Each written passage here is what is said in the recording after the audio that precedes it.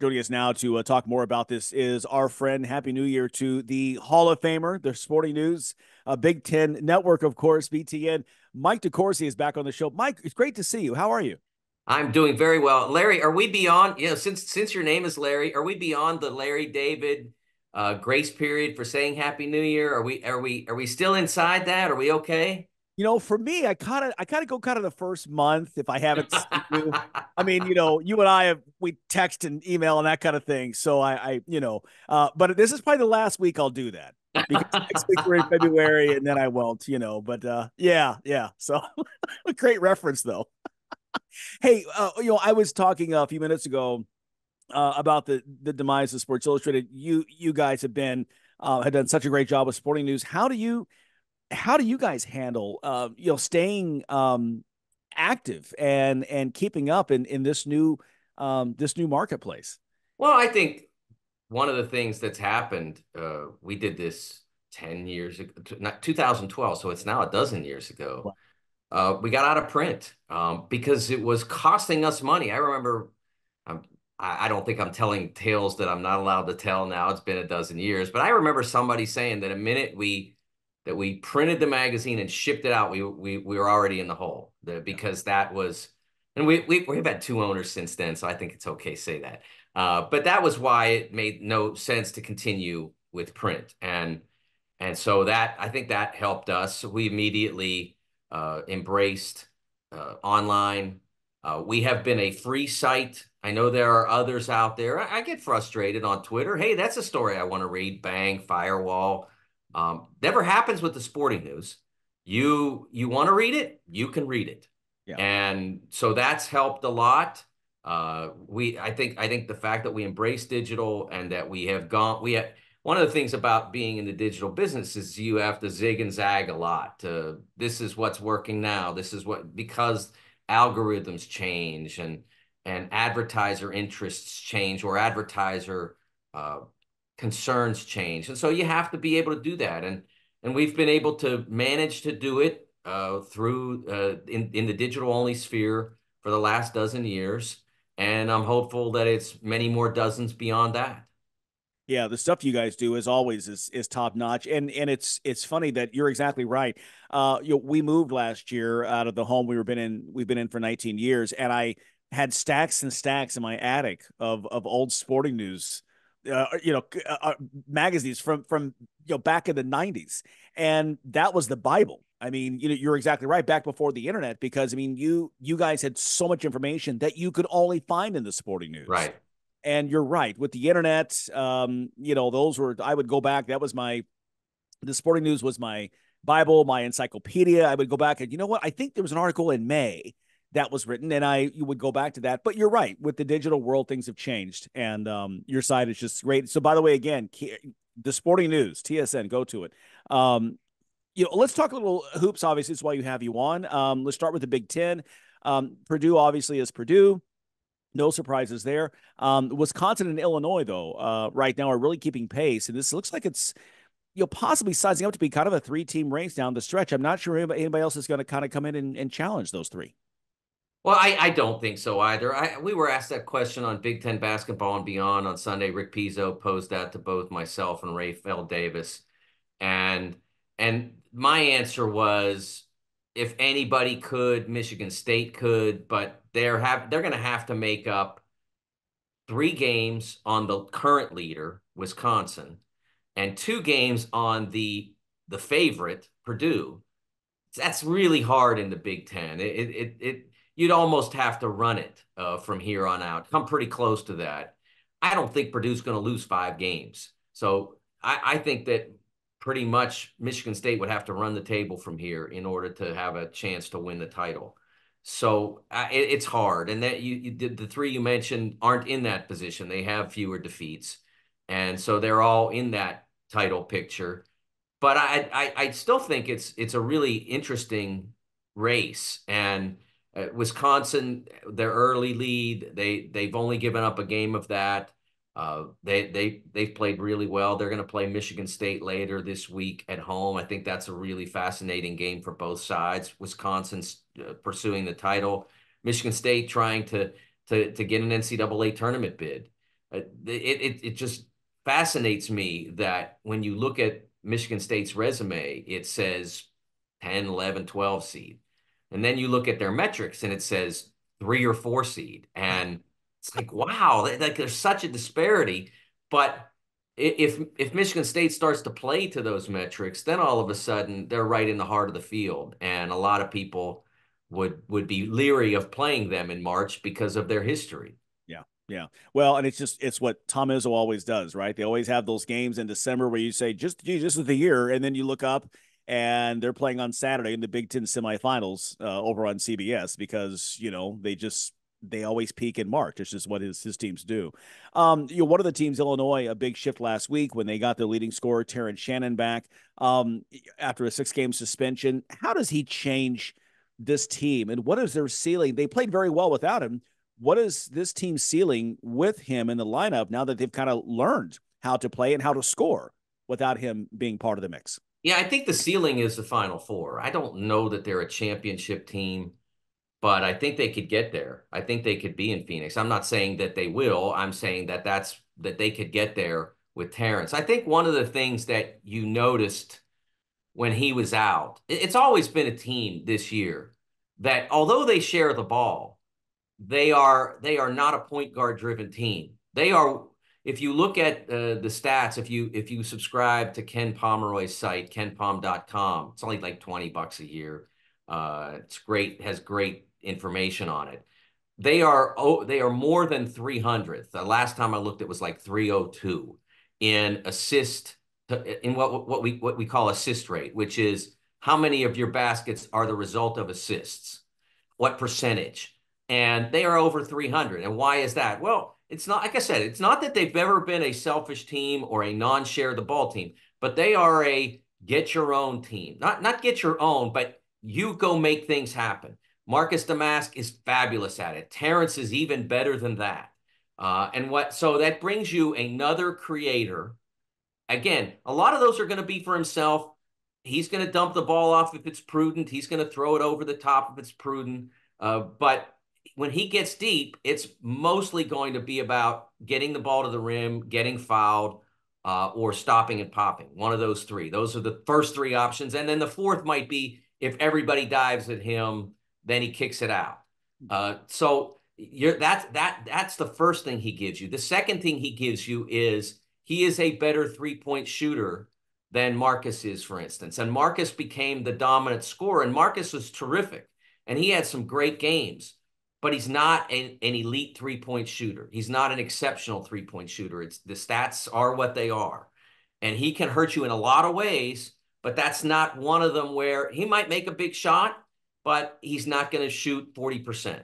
So Terrence brings you another asset in the three-point game, and it's hard to win in the biggest games without being successful from three-point range.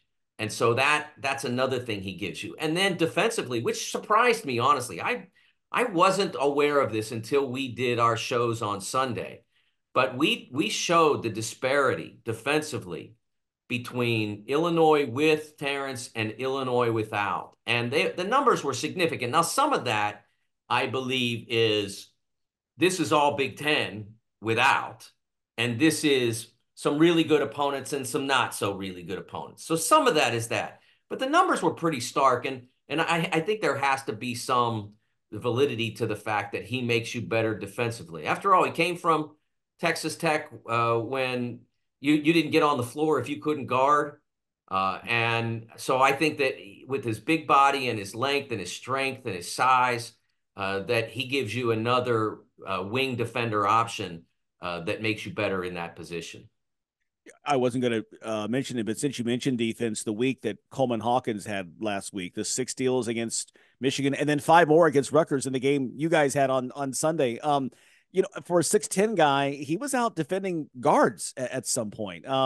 He's really matured this year as a senior. It's always been a knock that, where's his head, and he's complaining about, the refs and fouls and things like that. But it seems like when he settles in and he's just having fun, he's a really good player and he's fun to watch.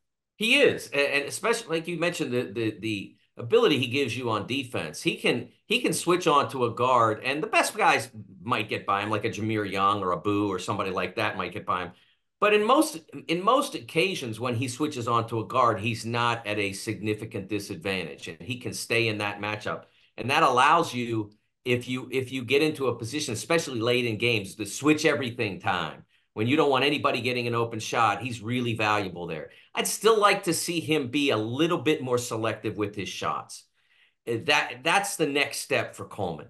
If Coleman takes only high quality shots or takes only bad shots in late clock situations, if he restricts his middling shot selection to late clock when you have to, he becomes a much better player. He becomes a really hard player to deal with in the Big Ten. And so that's the next step. And maybe that's what Terrence brings as well. He doesn't feel as much responsibility for offense if Terrence is out there. Wasn't the case on Sunday. He still took some rough ones in that one. But maybe as Terrence gets back and everybody, because you look at some of the options that you have, Harmon and Damask and Terrence. And so like you don't have to be like the ball cycles around and you're left open, go for it. But don't be taking guarded threes, 2 passes into the offense. You don't have to. You've got 4 other guys out there that can score. Yeah, great point. We're talking with Mike DeCourcy, again, of Big Ten Network and the Sporting News. He's a basketball writer, Hall of Famer, and we're thrilled always to have him on the show. In the SEC, I want to definitely talk about the race right there. Kentucky this week back up to number 6. Tennessee has been at solid number 5, it feels like, since the season began. What an exciting Big Two with these two programs. And it's something else, too. I look at this Tennessee program. You and I respect him. I don't know that overall Rick Barnes gets the respect that he's deserved as a really good coach who has won and won big everywhere he's gone. The one Final Four, maybe that's the thing, I guess, that hurts him, I guess, but it's too bad because Tennessee is as good a team as anybody. And has to be on a short list of a team that could win it all coming up in April. Yeah, the difference with this Tennessee team to Rick's previous teams, with the exception of maybe 2019 with Grant Williams, is how good they are on offense. They've been great defensively uniformly for about the last 6 or 7 years. I mean, really hard to play against. But then you could put it in quotes, really hard to watch because everybody that plays against them can't score and they can't score. Right. And so that's what stopped them in March. In a lot of cases early in 2022, they got knocked out in the second round by Michigan when they were a really high seed. I think they were a 3. And the Wolverines were I think an 11, and they knocked them out. Last year, Sweet 16, get knocked out by Florida Atlantic. Again, struggling on offense. This team is really exceptional offensively. Dalton Knecht, the transfer that they brought in, I think he had 2 30-point games last week, something like that. He's made a huge difference. Jonas Adu has become really hard to guard in space because Knecht is spacing you out, and he's very nimble and dynamic for a 6'11" guy. Zakai Ziegler is a terrific point guard. So this is a really dangerous team. And again, they've done all that offensively without really sacrificing their identity on D. I love the Kentucky-Tennessee dynamic this year in this season because they're different, but they're both terrific to watch. But I wonder if Auburn spoils it to an extent because I don't think Auburn's schedule in the league is as hard as those two schedules are. Auburn only gets each of those teams once. They get UK at home and Tennessee on the road. And I believe UK and UT play each other twice. So right away, they've got a more difficult schedule. So Auburn could steal it. Auburn, like, they're dominating people. Yeah. They are just crushing people. But they're not dominating anybody any good. Right. When they get a decent team, it's at home. Yeah. It's like they've played 2 teams that are in my field that I do for foxsports.com. 2 teams they've played, and they're 1-1. So I don't know how good they are. Yeah. Yeah. And we'll find out, I guess, once they do play those other They do teams. play those two teams, but only once each. Yeah, better litmus test. Before I let you go, I do want to ask you a little bit about Kentucky. I think this is John Calipari's best Kentucky team he's had, probably in this decade, since COVID. Um, Definitely. and I think a big part of that is the play of Reed Shepherd. When he goes out of the game, the lead is going to shrink. I was at the game, the UNC Wilmington game when they lost. He didn't get going offensively till late, and it was just an uphill battle from there. The game against Georgia, they had a double-digit lead. Z makes the big behind-the-back pass. The rep was going nuts. Z goes out. The lead is cut down to 5. It's funny for all the ballyhooed freshmen that John Calipari brings into this program, and they deserve the hype. I'm not saying that at all. It is Reed Shepherd who did not get all that attention. I think who really is the key to this team. Oh, he's terrific at both ends of the floor. Offensively, shooting over 50 from three. Defensively, I call him a savant because he has, it's interesting because, his mother and father both played for UK. His mother is the UK women's program's all-time steals leader. And his father was the most outstanding player at the 1998 Final Four when Kentucky won a championship. And I think there's more of her in Reed's game than there is Jeff because of that ability to steal the ball, to read the offense and take it from them and know how to get them at odd angles. And he's really outstanding there. A lot of people have spent a lot of time and a lot of data on the internet trying to figure out why UK had slacked off or fallen off the last few years, not adopting their coaching and this and that, and who's on the staff and who's left. And the simple fact is they weren't getting as good of players.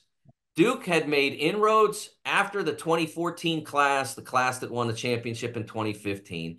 And instead of UK getting all the top guys, now it was a battle, and UK was losing too many of those battles. And they wound up with rosters that were in some cases deficient. 2021 obviously would be the most obvious example of that. In some cases, just not quite there. And they tried to embrace the whole get old last year, and it didn't totally work. They got to the tournament, they won a game, but they couldn't get past Kansas State. I think that this is a year that they're better because they won those battles. They've got more good freshmen than Duke does. Yeah. They've got more good freshmen than anybody does. Yeah. And so they're more difficult to play against. They're super dynamic offensively. Now, defensively, they've got a lot of growth to do, Larry. The only thing comparable that I could give you with where they stand now would be Duke 2015. Because right around this time in 2015, and even later than this, you look at Duke in the Ken Palm defensive rankings, and they were in the 70s. And I would look at that and I'd say, you can't win from there. You can't win it all from there. In Ken's time, now I haven't checked his earlier years because he has now added previous years. He's gone back to 99. So I only checked the 2002, which was his previous. I think he spent the summer adding those other years. So as of 2002 to today, if you were not in top 20 defense, you couldn't win it. The only exception to that was Baylor, the COVID year 2021, when absences, this and that. Baylor was so good defensively that year. They broke Gonzaga's offense in 4 minutes in the championship game. It was gone. Yeah. And they were that good defensively, and yet they were like 23rd in Ken Palm because they had breaks and absences and this and that, so it wasn't legit. Yeah. But every other year, you had to be top 20. So Kentucky's got a lot of improving, but Duke did that improving. They made some changes to their approach, some changes to their lineup. By the time they got to winning the championship, they were like 9th or something. Yeah. So you can do it, but they've got to make that progress. They're not winning it all at 75th. And it's not about how many points they give up necessarily. If they win 105 to 90, okay, they gave up 90 points. They won by 15. It's more about shooting percentage, points per possession. They're not good in those elements either. But adding Zanibor Ivisic, adding him, I'm learning this. I do the same thing. Ivisic. Big Z, we call him to make it easy. And adding Agana and Yenso a couple of weeks ago, they've got 15 fouls now and 3 guys that can throw your shot back. So all their defenders on the perimeter have to do is be a little bit more effective at keeping the ball out of the lane, and or when they do let it go down the lane, funnel it to the shot blocker. Yeah, those are things that they can learn over the next month or so. Yeah, completely agree. Mike, you and I could talk for hours, as you know, but we'll let you go from here. We always appreciate your time and hope to catch up with you maybe next month before the tournament begins. Larry, let me say one more thing. I don't want to come off from what we were talking about at the beginning as like doing a touchdown dance. I want someone to come in and save SI. Absolutely. Yes, yes. I want that, and I still believe. I know everybody's gotten that notice. I still believe that has to be part of the next step. I still believe that has to be a possibility, and I'm hopeful of that. I don't want anybody. I do believe in our product, and I want our product to succeed. And I do believe in our absence of paywall and all that. But I want to make it clear that I have a lot of friends that work at SI, and I want them to succeed, and I want them to survive very much. And so I'm hopeful that somebody comes in and sees what the possibility there is there with a brand like SI and with the talent they've assembled. Yeah, no, that's very fair, and I appreciate you saying that. It reminds me a lot of when CNSI went away. I remember that summer at the NBA Finals, having some conversations with some execs at ESPN, and they were saying, we hate that you guys are now you're just doing things for all the networks, but the CNSI network went away. They said we now wake up every day and say, wait a minute, who are we going to compare ourselves against? Like, competition is good. And so I appreciate that. And that's a point well taken. And I'm glad you got that in. So appreciate it so much. Mike, great to talk with you. As always, enjoy the games this weekend. We'll see you this Sunday on BTN, and we'll talk to you soon.